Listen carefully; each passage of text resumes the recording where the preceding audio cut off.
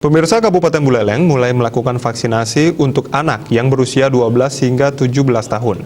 Vaksinasi dimulai terhadap pelajar jenjang SMP dengan menargetkan 22.000 anak pada rentangan usia tersebut.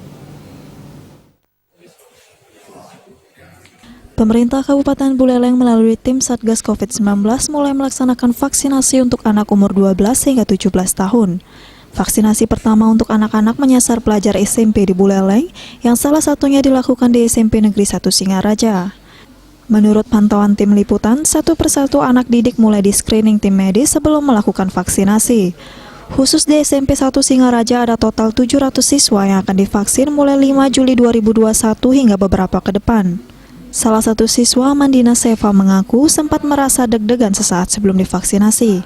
Ia mengaku tidak mempunyai persiapan khusus menjelang vaksinasi. Lega tapi masih sakit juga. Sebelum divaksin ada rasa deg-degan nggak? Iya sedikit. Ada persiapan khusus nggak kemarin sore? Buat apa? Ada persiapan khusus nggak kemarin sore, misalnya olahraga gitu? Sebelum divaksin? Sempat olahraga tapi nggak buat persiapan gini gitu karena baru tahu. Dalam upaya mendorong percepatan vaksinasi untuk anak-anak khususnya siswa SMP, pemerintah Kabupaten Buleleng akan melibatkan tim vaksinator dari sekolah tinggi kesehatan maupun perguruan tinggi yang memiliki jurusan kesehatan di Buleleng.